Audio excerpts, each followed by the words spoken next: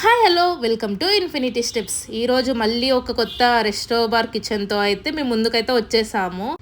ఇది వచ్చేసి కాడ్ వేసిన హల్లీలో అయితే ఉంది. దీని నేమ్ వచ్చేసి barbell.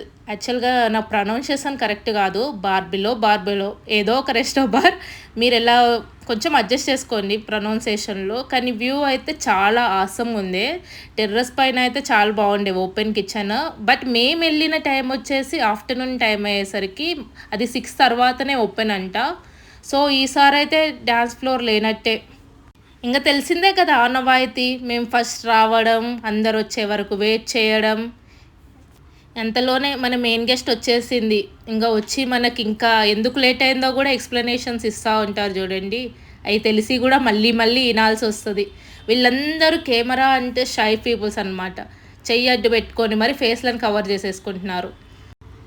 Night times resto bars okay కానీ బట్ ఆఫ్టర్నూన్ టైమ్స్ అయితే అంతగానం థ్రిల్లింగ్గా ఏం అనిపించలేదు. ఇక అది మా ఫ్రెండ్స్తో తెలిసిందే కదా, ఇంకా ఎవరి రిక్వైర్మెంట్స్ వాళ్ళవి. ఒకరికి వెజ్ కావాలి, ఒకరికి నాన్ వెజ్ కావాలి. ఇక అలా డిస్కషన్ స్టార్ట్ చేసి అయితే ఫుడ్ మీద అటాక్ అయితే చేసేసాము.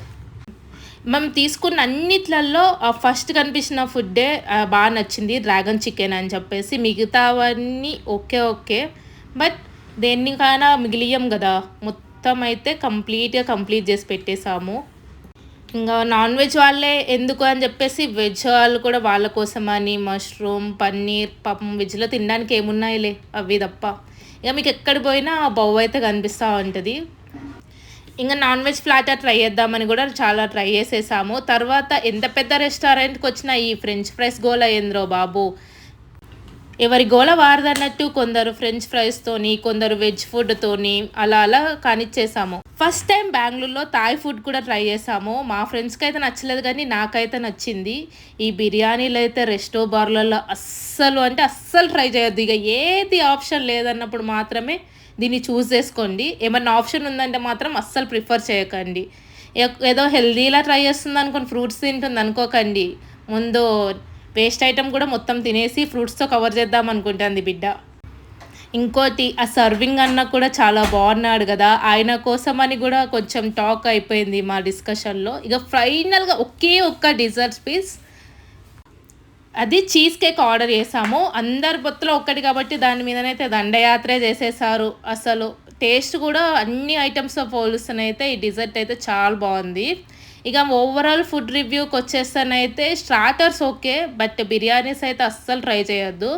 ఇక తెలిసిందే కదా, ఫుడ్ అంతా కంప్లీట్ చేసేసి ఫైనల్గా ఫోటో కోసం అని చెప్పేసి పోజులు అయితే స్టార్ట్ చేసి ఫోటో అయిపోయిన తర్వాత రిటర్న్ వెళ్ళేటప్పుడు వేరే దారుమున త్రిబుల్ రైడ్ అయితే వెళ్ళిపోయాము. త్రిబుల్ రైడ్ వెళ్తున్నామని తిట్టుకోకండి, దగ్గరనే మేము ఉండే ప్లేస్కి దగ్గరనే అది. ఇంకా తెలిసిందే కదా, మళ్ళీ పోలీస్ వాళ్ళు ఉన్నారని చెప్పేసి ఆగి ఇక చేంజ్ చేసుకొని మాత్రం వెళ్ళిపోయాము. ఏదో ఒక సిచ్యువేషన్లో మాత్రం పోలీసు వాళ్ళకి మాత్రం బుక్ అయిపోతానే ఉన్నాము. ఏ అవుటింగ్ పోయినా కానీ ఇదే సిచ్యువేషన్ మాది వచ్చేసి. ఫైనల్గా సక్సెస్ఫుల్గా ఈసారి దొరకకుండా అయితే వచ్చేసాము. ఇంకా తిన్నది అరగాలి కదా, మళ్ళీ షాపింగ్ దండయాత్ర. ఇప్పుడు ఏదో ఒక్క వస్తువు కొనాల్సి ఉందని చెప్పేసి ఎంతమంది వెళ్ళిపోయామో చూడండి. ఆ కొనిందేమో ఒక్క వస్తువే, వెళ్ళిందేమో 10 మంది. ఆ షాప్లో వాళ్ళే షాక్ అయిపోయినారు. Thank you for watching the video. Please subscribe and encourage.